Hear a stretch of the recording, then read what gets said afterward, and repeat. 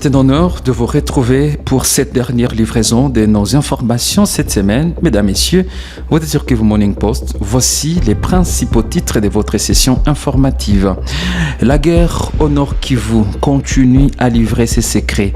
Ce vendredi, les forces armées de la République démocratique du Congo, via les services de renseignement militaire, a présenté 5 personnes indexées dans le recrutement et les ravitaillements du M23 dans la province du Nord Kivu. Parmi les personnes présentées, 2 élus provinciaux figurent sur la liste. En province du Sud Kivu, nous serons dans le groupement Lugendo, précisément à Katana, où 14 enfants sont décédés ce vendredi après avoir consommé une bouillie contenant de produits toxiques. Qui a fait ça? Dans quelles circonstances? Dossier complet dans cette édition. Nous clôturons cette session par parler de la journée internationale de la femme. Comment est-ce que les femmes déplacées du Nord Kivu ont passé cette journée? Notre concert Émilie Moutebois sera dans les camps et nous proposera un reportage. Ces titres et bien d'autres, mesdames, messieurs, leur développement, ça sera juste après cette petite pause.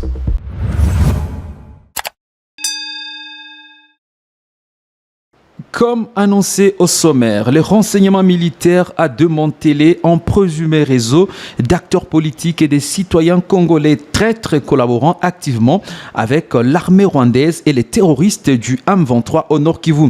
Le général Sylvain Ekenge a présenté ces individus ce vendredi 8 mars 2024 au siège de renseignement militaire. Dossier avec Blaise Bassabossé.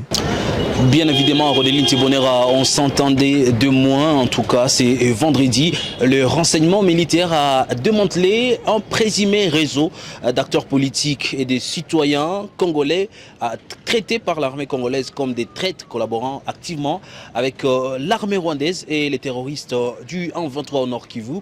Le général Sylvain Ekenge, donc, qui a présenté ces individus ce vendredi 8 mars au siège des renseignements militaires, a fait savoir que quand même c'est parmi ces 5 personnes présentées figurent également des députés provinciaux, à savoir Kibuya Hope, membre du parti politique Ensemble pour la République de Moïse Katumbi Tchapoué, député provincial élu de Rutshuru, ainsi qu'il faut noter également Alio Nguera, élu de Walikale, des conseillers du gouverneur de la province du Nord Kivu, cité également dans ces dossiers, dont Germain Ngoa, qui était également impliqué dans cette collaboration avec le rebelle du M23. Roneli, à ce niveau, il faut signaler que selon les informations de l'armée congolaise, ces individus avaient donc pour rôle à la fois de sensibiliser, de recruter et de ravitailler le jeune, le motard et d'autres personnes qui étaient également à leur service. Le général donc Sylvain Ekenge,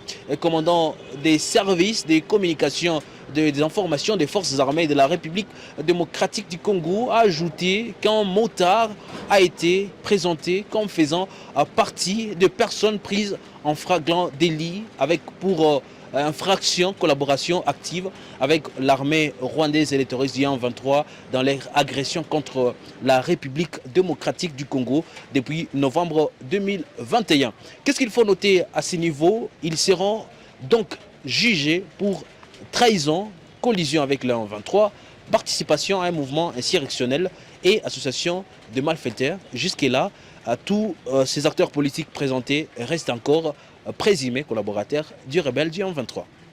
Quittons la ville-province de Kinshasa pour revenir ici au Kivu où une tragédie a frappé la communauté de Lugendo dans les territoires de Kabaré. Ce vendredi 8 mars 2024, selon le rapport de la société civile locale, au moins 15 personnes, dont 13 écoliers, ont perdu la vie après avoir consommé une bouillie contaminée par des produits toxiques. Les détails précis sur la nature des produits toxiques n'ont pas été révélés, mais la société civile sur place évoque même 4 personnes qui seraient aux urgences. Des précisions avec le président de la société civile, groupement des Lugendo dans les territoires de Kabaré. Alors, monsieur le président, bonjour. Bonjour, monsieur le journaliste. Nous apprenons que le groupement Lugendo vient d'être affecté par un événement tragique avec la mort de plus de 13 enfants ce matin. Qu'est-ce qui s'est passé exactement? Oui, nous avons été sur les lieux du drame et nous avons trouvé au total 4 corps déjà décédés, c'est-à-dire Selon les témoignages recueillis sur place, les membres de la famille ont consommé une bouillie au matin quand ils préparaient les enfants à aller à l'école et ne sachant pas ce qui contenait dans la bouillie. Et c'est maintenant après la consommation de cette bouillie, certains ont commencé à pleurer les maux de ventre, ils ont commencé à diarrhée et ils sont décédés un à un. Ils sont décédés un à un. Parmi les décédés, on compte déjà 8 élèves et on compte des femmes et les autres sont des adultes. Mais aussi également, on compte qui trouvent encore en état d'urgence et qui ont été acheminés à la polyclinique Sainte-Stéphanie, toujours au niveau de Lugendo. Est-ce que cette bouillie était préparée dans un restaurant ou c'était dans un domicile de quelqu'un? La bouillie était préparée dans les domiciles. Et dans les domiciles, c'est pas un domicile étrange, mais c'est toujours dans la même famille où il y a eu des décès. Lorsqu'on parle de 14 personnes, comment on explique tous ces chiffres-là? Oui, les chiffres s'expliquent parce qu'il s'agit bien des enfants des deux pères des mêmes familles, des enfants de deux pères, mais les deux pères sont d'une même famille aussi, mais aussi qui vivent dans un même enclos. Que disent les autorités sur cet incident? Est-ce qu'il y a des enquêtes qui sont enclenchées? Oui, maintenant ici les autorités poursuivent les démarches pour voir comment est-ce que les corps des défunts peuvent être acheminés à la morgue et à l'hôpital général de la Famlac Katana. C'est après inhumation dans un jour que les autorités vont déclencher déjà les enquêtes sérieuses pour arriver à dénicher l'auteur. Donc jusque-là, nous parlons de 14 morts et 4 personnes qui seraient aux urgences. D'accord, oui. Messieurs les journalistes. Après la ville-province de Kinshasa, nous rentrons au Nord Kivu où la rébellion du M23, soutenue militairement par le Rwanda, poursuit son influence sur des zones en province du Nord Kivu. Après Kibirizi, Nyanzale et Kikuku, cette rébellion a conquis aujourd'hui Kashuga, pendant que l'on s'entendait à une montée en puissance de Wazalendo dans cette entité. Cette reprise de Kashuga, mais aussi de plusieurs entités de la chefferie de Bwito, inquiète le Parlement des jeunes dans cette entité, tel qu'elle est dit ici, son représentant, Chirac Mafula. La situation sécuritaire de nos entités devient de plus en plus très complexe et confuse vu l'activisme et la progression de terroristes criminels M23 de coalition RDF, UPDF qui ne cessent de progresser afin de reconquérir ou reconquérir d'autres entités, non seulement depuis la fin et le début de la semaine en cours. Ils ont conquéri de Kishiche et Kirima, ils ont reconquéri également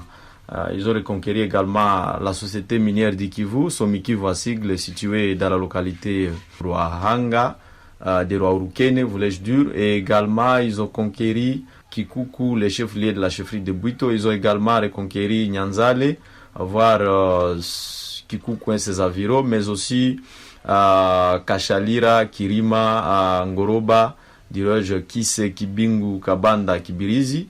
Et non seulement pour finir par là, mais également aujourd'hui nous sommes vendredi le 8 mars 2024. Le même ennemi vient de progresser pour l'occupation d'autres entités environnantes de Kibirizi et de Kikuku, et de là ils viennent de s'enduer des positions où étaient les réservistes Wazalendo dans les fins fonds du parc national de Virunga, dans un endroit dénommé Tchasenda, mais également à 9 km autour et environ de Rwindi. Et également les M23 qui étaient sur les ponts Mabenga, ils ont progressé à la tour des hier et à aujourd'hui. Ils ont progressé pour Maïmoto, et c'est là aux environs non loin de 17 km avant d'atteindre Vichumbi, mais également ils ont progressé dans le FEFO du parc, on a dit Tchasenda, c'est idem aux environs de Rwindi et idem aux environs autour de Kanyabayonga centre.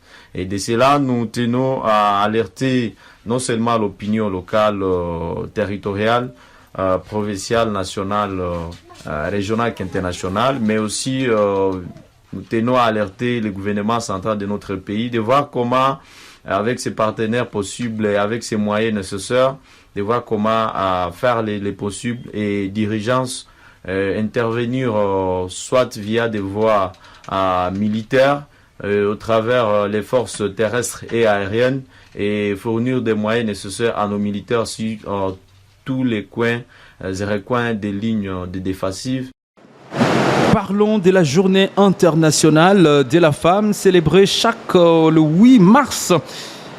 À cette occasion, les femmes déplacées se trouvant au camp des déplacés Don Bosco, Ngangui, situé dans la ville de Goma, ont lancé un appel aux autorités congolaises afin de rétablir la paix dans leurs entités respectives, à savoir les territoires de Massissi, Nyiragongo et Rutshuru, pour qu'elles puissent rentrer chez elles, car le moment qu'elles sont en train de traverser au niveau des camps des déplacés sont très difficiles. Je vous laisse suivre quelques femmes racontées par nos concerts Lili Mwimba et Émilie Muteboa. Bwana, hali yenyewe niko nayo vraiment make siku tulikuwa kwetu tulikuwa na wejuaka leo mama ni siku ya mama ya kufete mama wanavala bie wanakula wanashiba mimi kufatana na kaya yenyewe tuko ndani mwa ngambi chakula hakuna mavazi hakuna make tushakosa hata kama tufanye ni make tuko mwali ya mbaya sana ndafete na nini sina manguo sema tomu muka Don Bosco sema fie kwanza hakuna mwiko na kikwembe ambatafete kule bars se kwetu kufurahi na tena kimbii mema tulikuwa nafika tunajifadhi tunavala mabikwembe tunajipendezesha lakini huko hali tuko ndani hatuna jinsi ya kujipendezesha hatuna kitu utafete naona chakula utavala nguo naona basi ya kulala ndani mara leo 8 Mars tumesikia huzuni sana sisi wa mama wa deplase wa Don Bosco. Tumeteseka na tena tumefika hii sikukuu ya leo 8 Mars tunaona sie wa kaishi wa Don Bosco. Juu kwetu Kibumba tukao tunafika siku ya leo 8 Mars tunafete sie wa mama. Tunavala vikwembe na tena tunavala bien na watoto wafie wanavala bien. Si hapa mu Don Bosco tunakosa kitu tufe nini? Ba tunateseka. Terminons cette session par parler du quartier Lac Vert ici à Goma, où l'insécurité est loin de dire son dernier mot selon le président des forces vives dans cette entité. Chaque nuit qui passe, des hommes armés déployés dans cette zone se comportent en conquistadors. Ils ravissent aux heures vespérales les téléphones des passants, ce qui fait craindre à la société civile des risques de représailles de la part de la population. Franklin Toumsifou. Oui, c'est hier soir vers 19h qu'un groupe non encore identifié porteur d'armes s'est installé ici au niveau de l'avenue Mabanga, à l'axe qui sépare l'avenue Mabanga et Xaverier, mais aussi Majengo.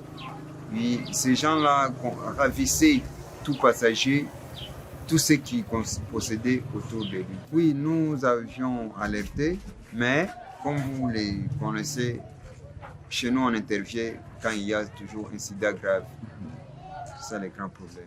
Oui, jusqu'à présent, nous demandons aux autorités civilo-militaires de prendre la vie des paisibles citoyens en considération et mettre en place des mécanismes de protection de la population, car abandonner sa population, nous allons considérer ça comme nous vendre et comme être non dirigé. Mais aussi, cette situation que nous parcourons ne nous distingue pas à ceux qui sont entre les mains des M23. Voici que la population sera fatiguée. Sur ce, aux gestionnaires des militaires au niveau de la ville de donner ordre aux militaires de ne pas lancer des balles à tout moment dans la population, car ça nous frustre beaucoup et ça nous cause des stress et aussi ça tue. Mesdames et messieurs, c'est ainsi que s'achève cette session informative sur Kivu Morning Post. Avec plaisir, je vous retrouve la semaine prochaine pour une nouvelle session d'actualité.